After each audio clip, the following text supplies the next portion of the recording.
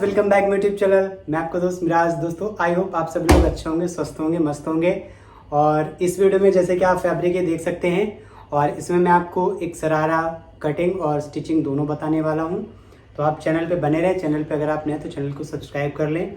और दोस्तों अब मैं कोशिश करूँगा कि आपको बैक टू बैक वीडियोज़ देता रहूँ। काफ़ी टाइम से मैं रेगुलर वीडियो नहीं दे पा रहा था किसी रीजंस की वजह से, बट आपको बैक टू बैक वीडियोस मिलती रहेंगी। तो जो भी आपके टॉपिक्स हैं आप उसका कमेंट कर सकते हैं, साइज और टॉपिक का नाम। तो दोस्तों इस वीडियो में शुरू करते हैं शरारा की कटिंग और स्टिचिंग दोनों। तो स्टार्ट करते हैं। Start now. तो गैस आप ये साइज़ देख सकते हैं। लेंथ हमारी 35 है, कमर में 35 रखनी है, हिप 54 है तैयार, थाइस 31 है और घुटना जो है 15 इंच पे 28 इंच रेडी है। जो भी साइज़ है ये रेडी है। तो इस साइज़ के अकॉर्डिंग मैं आपको पहले कटिंग करके दिखाने वाला हूँ। देन कटिंग करने के बाद मैं आपको स्टेप बाय स्टेप पूरा स्टिच करके दिखाऊंगा। तो आप चैनल पे बने रहें और चैनल को अगर आपने सब्सक्राइब नहीं कर रखा है तो चैनल को सब्सक्राइब कर लें। फाइनल पीस की वीडियो जो है एंड में डली हुई है, कैसा बनने के बाद लुक आया है और क्या तैयार हुआ है वो चीज़ मैंने लास्ट में अपडेट कर दी है। तो इसलिए आप चैनल पर बने रहें। सबसे पहले हमने ये अपर पोर्शन कट करना है और जो भी लेंथ हमें रखनी है ऊपर के पोर्शन की 15 इंच रखनी है। तो उसके हिसाब से हमने निशान लगाया है। अब सबसे पहले मैं थाइज़ रख रहा हूँ। थाइज़ रखने के बाद थाइज़ का सेंटर बनाया है, वो सेंटर हमने नीचे 15 इंच पे बना लिया है। और उसके बाद जो हमें घुटना रखना है 28 इंच, तो 28 के हिसाब से 2 इंच कम करके हमने 13 इंच वो रख लिया है। उसके बाद हमने ये हल्का सा शेप पट्टी का यूज़ किया है। तो इस तरीके से शेप पट्टी का आपने यूज़ करना है। और उसके बाद आपने यहाँ पे आसन पे निशान लगाना है 2 इंच अंदर और ये 1 इंच हमें डाउन देना है। फिर हमें कमर रखना है। कमर जैसे कि 35 है, 35 का चौथाई हिस्सा 2.25 और 2.5-3 इंच के आसपास हम लास्टिक के लिए दे देंगे, क्योंकि हम इसमें आगे पीछे बोथ साइड लास्टिक देने वाले हैं फुली। तो इस तरीके से हम शेप बना देंगे और इस तरीके से शेप बनाने के बाद हम ये आसन को भी डाउन कर देंगे, क्योंकि आगे वाले पल्ले को हल्का सा डाउन करना होता है, पीछे वाले को अप करना होता है। तो उस हिसाब से हमने डाउन कर दिया है और आसन का शेप लगा दिया है।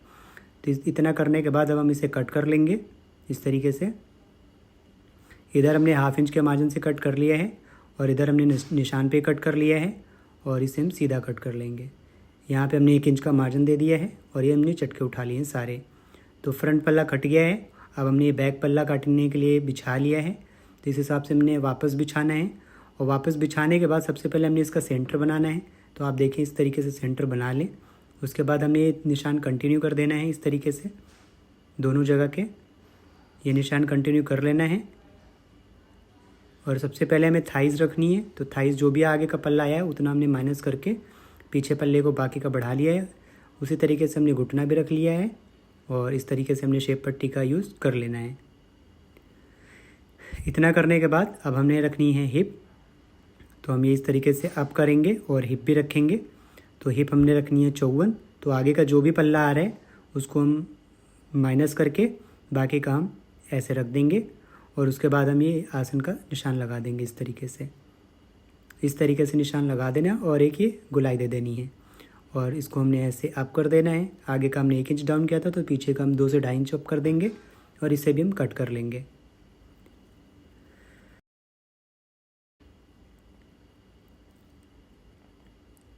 इस तरीके से कट करने के बाद अब हमारा ऊपर का पोर्शन पूरा कट गया, हमने चटके वगैरह उठा लिए हैं।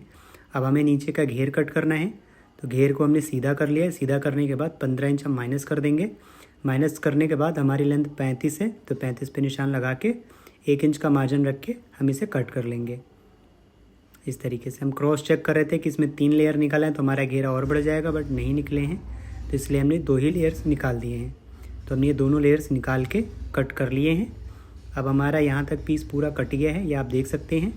ये ऐसे नीचे का घेर रहेगा कुछ इस तरीके से और ये हमारे ऊपर का पोर्शन है इस तरीके से। इसमें हल्की हल्की गैदर्स आएंगी, वो मैं आपको स्टिचिंग वाले पार्ट में स्टिच करके दिखाऊंगा कि कितनी गैदर्स आ रही हैं।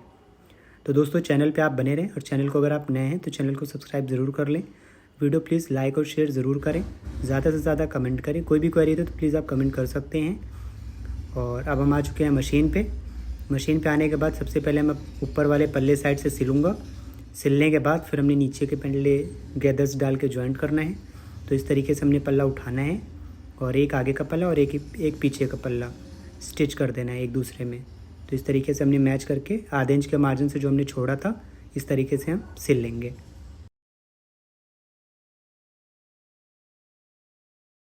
इसी तरीके से हम दूसरा जवाबी सिलेंगे, उसको भी हम 1/2 इंच के मार्जिन से सिल लेंगे, सेम मार्जिन लेके इस तरीके से। ये आप देखें, ये हमारा पल्ला सिल गया है। अब हमने नीचे का घेर उठाया है, इसको हम क्रॉस चेक करेंगे, ऐसे क्रॉस चेक कर लेंगे। और क्रॉस चेक करने के बाद हम इसमें गैदर्स डालेंगे। तो हमने इसमें गैदर्स स्टार्टिंग से स्टार्ट कर दिया है और इस तरीके से हमने चुन डाला है, हल्का हल्का थोड़ी थोड़ी दूर पे, क्योंकि कपड़ा कम है तो हमने चुन डाला है इस तरीके से।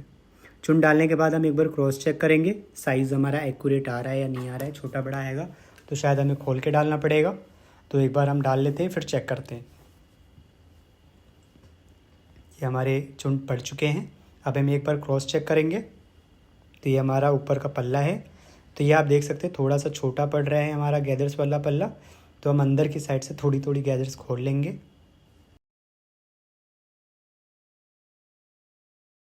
अभी आप देख सकते हैं हमारा पल्ला बराबर आ रहा है। तो जहाँ तक इसमें प्लेट पड़ी है वहीं से दूसरे पल्ले में स्टार्ट करेंगे और वहीं पे ख़त्म कर देंगे। तो इसमें हम थोड़ा सा छोड़ के स्टार्ट करेंगे इस तरीके से।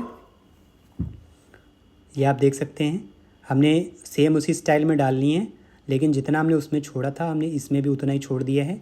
और इस तरीके से हमें चुन डाल लेनी थोड़ी थोड़ी दूर पे।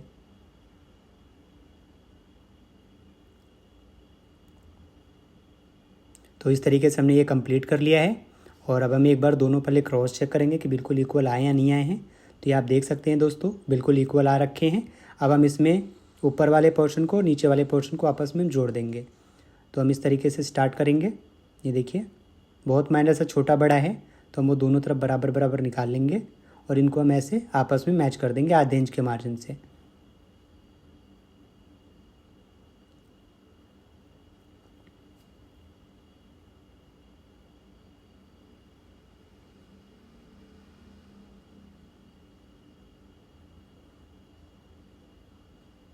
इस तरीके से हमें 1/2 इंच के मार्जिन से प्रॉपरली सेट कर देना है। ये आप देखें एक पल्ला हमने अटैच कर दिया है। इसी तरीके से हम दूसरा पल्ला भी अटैच करेंगे। तो ये देखिए हमारा फाइनल पल्ला है। अब हम दूसरा पल्ला अटैच कर रहे हैं।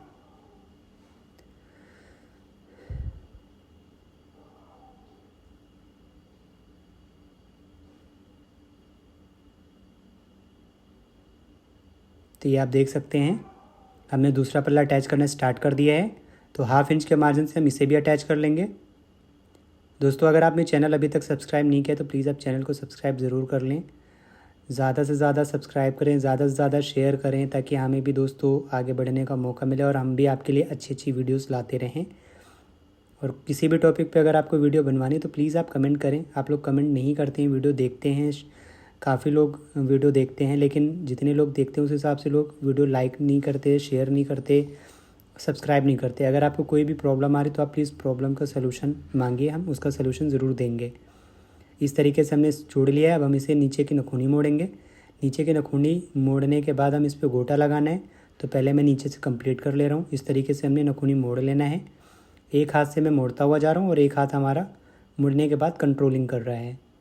तो इस तरीके से हमने मोड़ लेना है। आप देखें काफ़ी इजी तरीके से मैंने मोड़ लिया है। ये देखिए उसके बाद हमने ये चंपा गोटा लगा देना है, थोड़ा सा हाईलाइट करने के लिए कि हमारा घेरा थोड़ा सा हाईलाइट हो जाए। तो इस तरीके से हमने चंपा गोटा लगा दिया है।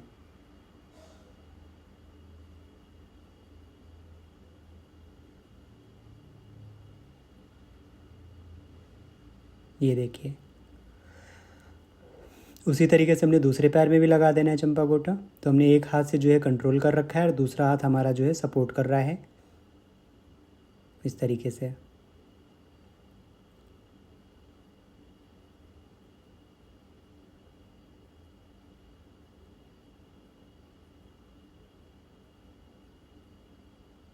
तो इस तरीके से देखिए मैंने बहुत आसान तरीके से चंपा गोटा लगा लिया है। अब हमने एक जो है गोटा और लगाया है 1-1.5 इंच के गैप में।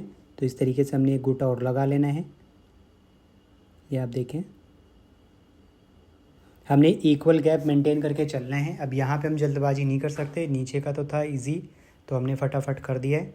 बट ऊपर वाले में हमें बिल्कुल गैप मेंटेन करके चलना है, तो इसलिए हम जो है थोड़ा थोड़ा सिल रहे हैं, थोड़ा थोड़ा रोक रहे हैं। तो इस तरीके से हमें बराबर इक्वल दूरी को मैच करते हुए पूरे पैर में लगा लेना है।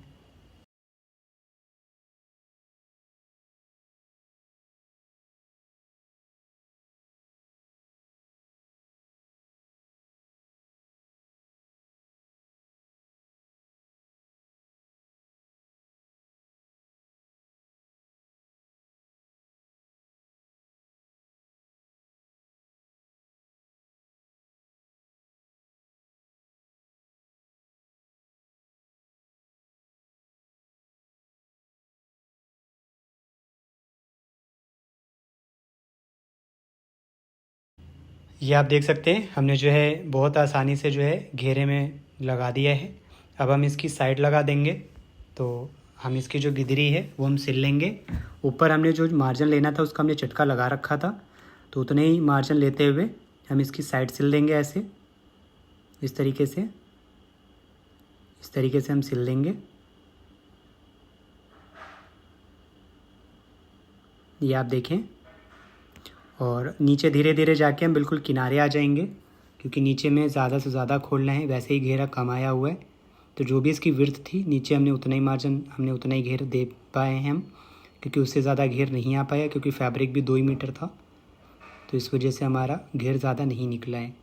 इस तरीके से हमने मैच करके सिलाई लगा ली है। और बाकी के जो भी इसके धागे वगैरह थे वो हमने छाट दिए हैं। और इस तरीके से हमने इक्वल करके अब हम इसको दूसरे पल्ले को भी ऐसी सिलाई लगा देंगे। तो इस पर भी हमने चटका लगा रखा था। दोस्तों, चटका हमें इन्हीं सब चीज़ों के लिए हेल्प करता है। तो जो मैं आपको बताता हूँ सारी चीज़ें काम की होती हैं। अगर आप ये सोचते हैं कि मैं वैसे ही बता रहा हूँ, तो वैसे ही नहीं होता है। हर चीज़ हमारे सिलाई में काम आती है। कहीं कटिंग में हेल्प करता है तो कहीं स्टिचिंग में हेल्प करता है। इस तरीके से हमने दूसरे पैर पे भी सिलाई लगा लेना है और धीरे धीरे जाके में बिल्कुल किनारे आ जाना है। तो आप ये देखें, हमने जो है ऑलमोस्ट पैर रेडी कर लिए हैं।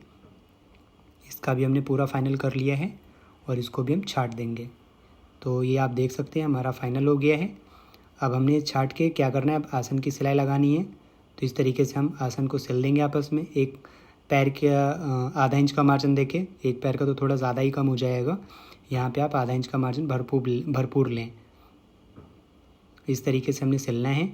और जो भी गिदरी का जॉइंट का जो भी आपका मार्जिन है, क्योंकि मार्जिन 1-1 इंच है, तो इसको आप जो है पीछे की साइड मोड़ दें। और मोड़ने के लिए पतले से पतला मोड़ के तब उसमें दबाएं, नहीं तो फिर चलने में क्रिंकल आएगा, वो उठेगा सिलाई, तो अच्छा नहीं लगेगा।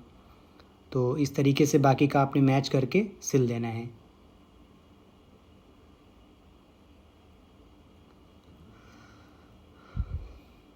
ये आप देखें, इस तरीके से सारी चीज़ें मैच करते हुए आपने सिल देना है। ये आप देखें।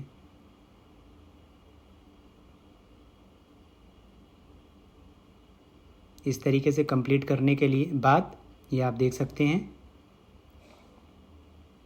बहुत इजी तरीके से हमने कंप्लीट कर लेना है। ये जो हम दूसरी सिलाई लगा रहे हैं, हमने खींच के सिलाई लगाई है, ताकि जो भी सिलाई टूटनी है तो टूट जाए। क्योंकि बैठने के बाद कपड़ा खींचेगा, तो हमने उस हिसाब से पहले ही स्कोप कर लिया है कि बैठने के बाद कपड़ा ना खींचे, टूटे ना। उसके बाद हमने इलास्टिक लगानी है। इसमें दोस्तों आगे पीछे दोनों तरफ इलास्टिक है, तो हमने मार्जिन इक्वल छोड़ा हुआ है दोनों तरफ। उसके बाद हमने ये इलास्टिक लेनी है और इस तरीके से हमें ज्वाइंट करना है। इलास्टिक को आप ऊपर नीचे न चढ़ाएं, बराबर रख के आप ऐसे टाँकी मार के सिलाई लगा लें, क्योंकि ऊपर नीचे चढ़ाएंगे तो मोटा हो जाएगा। जहाँ पे जॉइंट होगा वो आपकी फिनिशिंग को थोड़ा सा वैल्यू डाउन करेगा। इस तरीके से हमने जॉइंट कर लेना है। उसके बाद हमने इसको जो है नेफे को मोड़ना है और नेफे के अंदर जो है इस इलास्टिक को घुसाना है। तो इस तरीके से हमने इलास्टिक को अंदर करके ब्लॉक करते हुए सिलाई लगा लेनी है। और जो भी आप नेफ़ा मोड़ेंगे, इलास्टिक से बिल्कुल एक सूत की दूरी पे सिलाई लगाएं, ताकि आपकी जो नेफ़े की फिनिशिंग है बिल्कुल अच्छी है और बिल्कुल नीट एंड क्लीन है।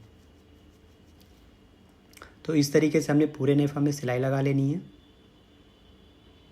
ये देखिए, हम मोड़ते हुए जा रहे हैं, अंदर इलास्टिक मोड़ते हुए जा रहे हैं और नेफ़े को फोल्ड करते हुए सिलाई लगाते हुए जा रहे हैं।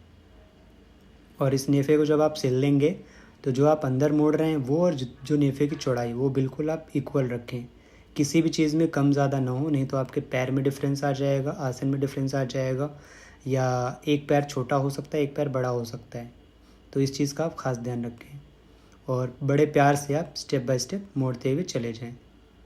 कोई कपड़ा खींचना नहीं है और कोशिश करें जो ऊपर साइड है उसको आप हल्का सा नम करके ही रखें, क्योंकि ऊपर वाला बड़ा हो रहा होगा आपको सिलते टाइम। और इस तरीके से हमने मोड़ते हुए पूरे पीस को कंप्लीट कर लेना है।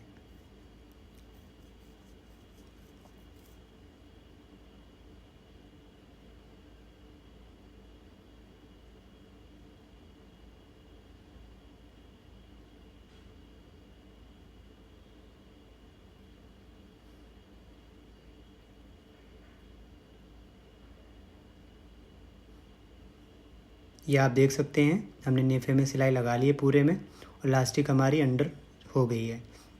अब उसके बाद हमें इस नेफा को खींच के अच्छे से लास्टिक को सेट कर लेना है। इस तरीके से खींच के ऐसे सेट कर लेना है। उससे क्या होगा कि हमारा कपड़ा चारों ओर इक्वल बैठ जाएगा, गैदर्स चारों ओर बिल्कुल इक्वल आएंगे और जो शरारा की फॉल है वो भी बिल्कुल इक्वल आएगी।